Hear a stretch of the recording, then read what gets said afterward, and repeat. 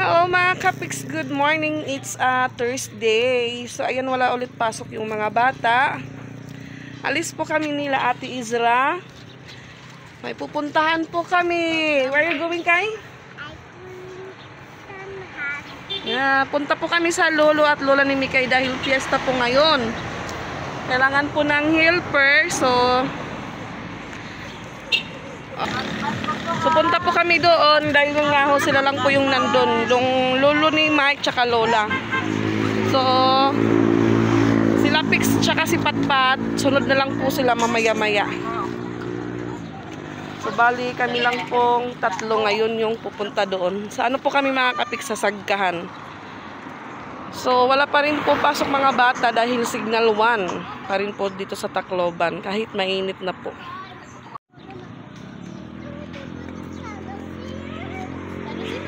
Ayan, malapit na po kami sa bahay ng lolo at lola ni Mikay. Aray. Mahawak po ng mabuti si Mikay. Kay.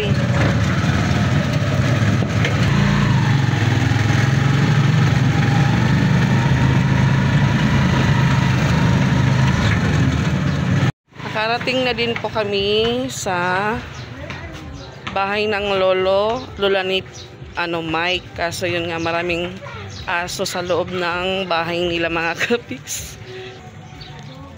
So sinika doon pa po sa kanila. Ayan, good morning mga Kapix. Ayan for today's vlog.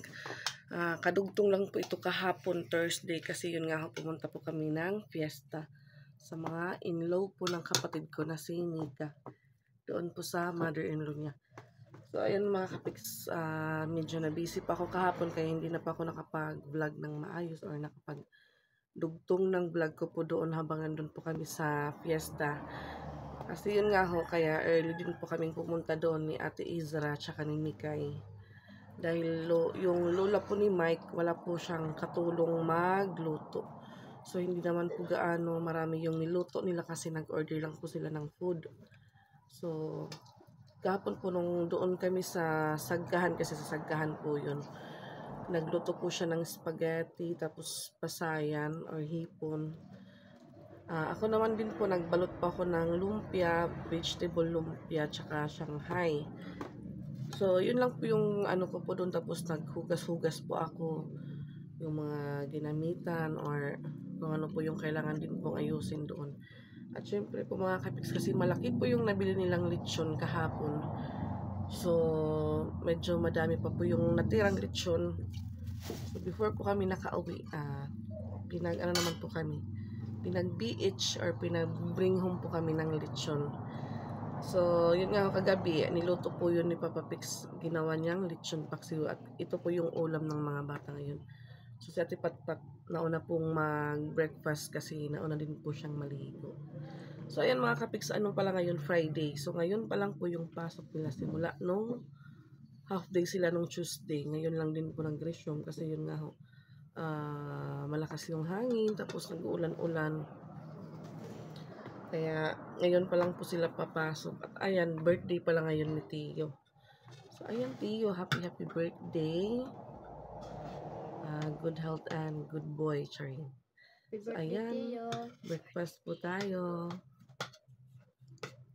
Ito po yung lechon mga Kapix. Yan po yung lechon na binigay po sa amin kagabi at meron pa po yan doon sa kawali. Tignan po natin mga Kapix. Yan naman po yung dito sa kawali. So, bali ngayong umaga, ininit ko lang po ito mga Kapix kasi yun nga ho. Nakauwi po kami kagabi, mga alas 10 na po yun. So, medyo maano din po kahapon kasi malakas po yung hangin. Pero, parang okay lang din po kasi nasa loob naman po kami ng bahay. Yan, masarap po mga Kapix yung ribs. Yung ribs ng lechon. So, ayan, kape po tayo. Yan, kape po tayo. Yan. So, ayan, nakaano pala dito pala sila mga timang. Nakita ko po yung post niya kagabi na.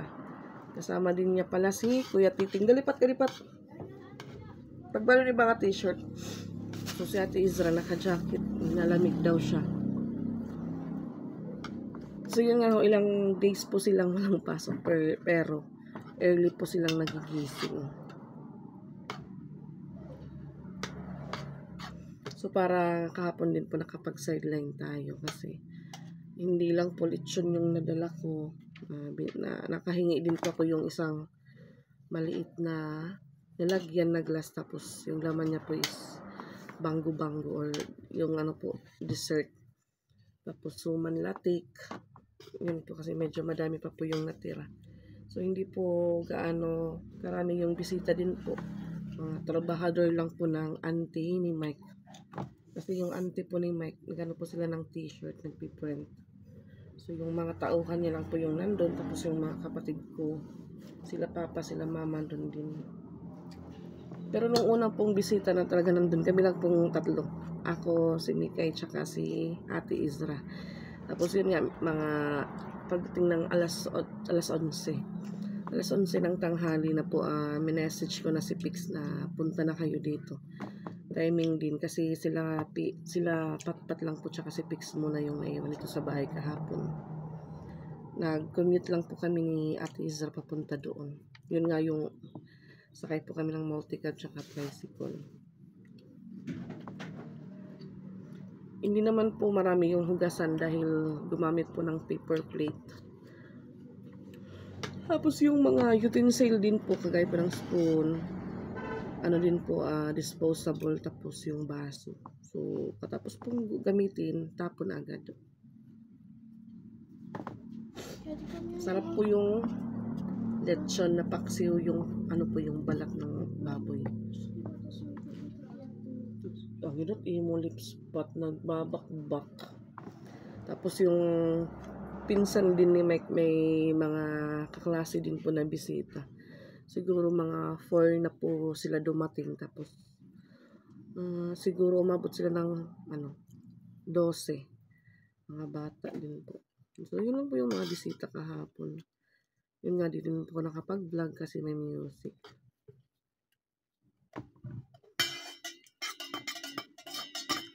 Kasi yung lula po ni Mike may rayuma, parang hindi po pwede makatayo ng matagal or magkikilos-kilos ng ng matagal kasi yung tuhod niya bigla agad sumasakit.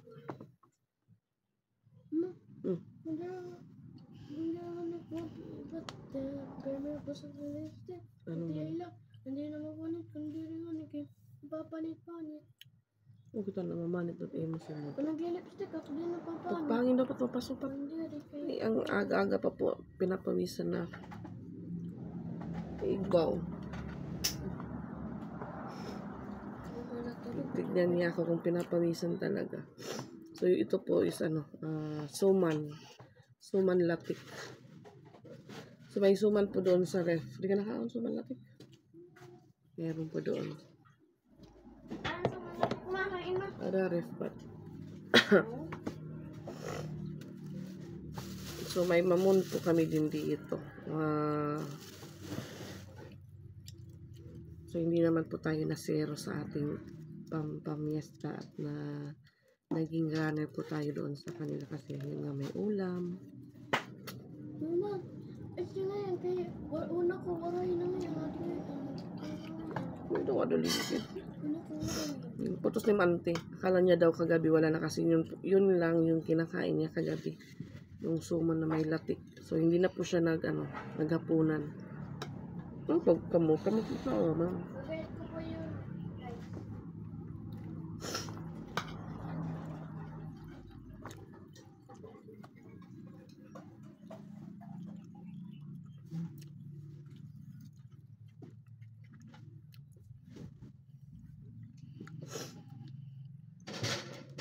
So, ngayon po dito sa amin, makulimlim po ngayon mga kapiks.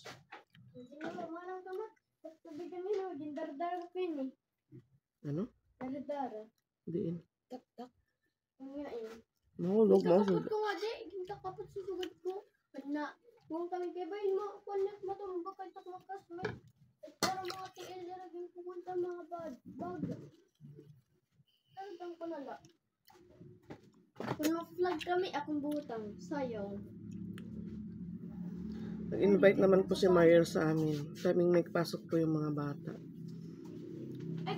Tignan lang po namin mamaya kung kung makapunta po kami doon. Lalo na po yun nga ho, 4 po kami. Tapos hindi po kami kumakasya sa motor. Mahirap mag-drive si Pix pag 4 kami sakay. Tapos medyo malayo po yung kina Mariel.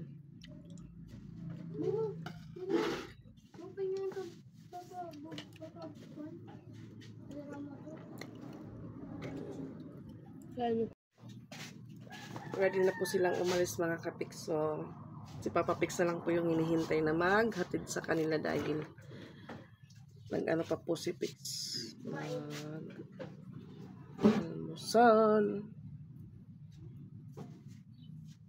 Nag-almusal pa po si Pix. So, si Ate Izra tapos din po siyang tinalian. So, yung kape po hindi ko pa po naubos. Meron pa po.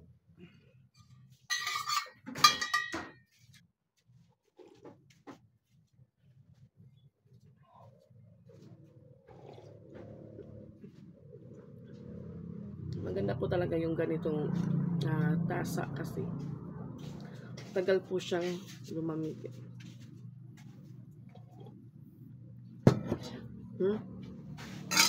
Sige na pat, sige na pat. Kakali di balon tag 10. Tag 10 lang yung baon lang muna nila ngayon kasi ano po tayo. Shorted budget, sorry. Gising ko. Yung isa po dito sa likod dumihirit. Ano, Zay? Outfit check daw. Wala din na nga yung anak. Upod mo naman lupit nga yung anak pa. Lagi niya pong dala yung maliit niyang bear. Kaya yung bag niya parang madami yung laman kasi ano po siya. Malaki tignan. Wala to na akong wallet nga green kaya naman pasay ka kulop. Maray ko ano. Tag 4. Kuha ka tumatin. Tag 5 ka mo ni ate. Dali. So kahapon nung pumunta po kami doon. Nag-ano lang po si Nika sa akin. Kasi sabi ko sa kanya wala din pa pamasahe kapunta doon kahapon. Hindi naman po kami pwedeng magpahatid kay Pix na kami yung sakay. Baka madaanan po kami ng Tumiko. Di mas malaki pa po yung ano namin. Meron green nga wallet. Kanina.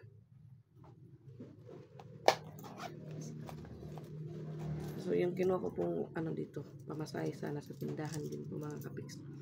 Yung mga coins. 5 kami ni ate.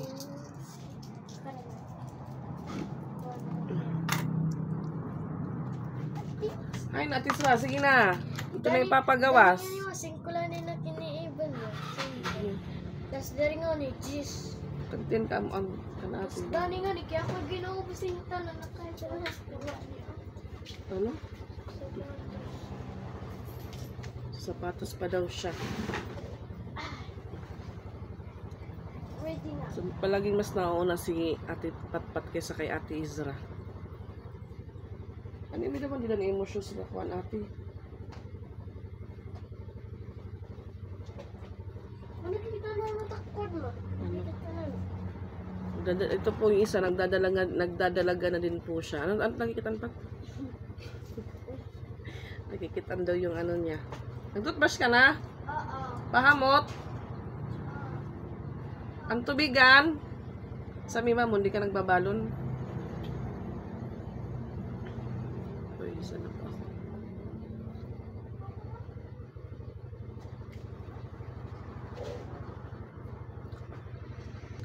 Yan, alis na po yung mga bata, mga kapiks. At ayan, bye-bye po mga kapiks. See you in our next vlog. Bye-bye. Bye po. Good morning.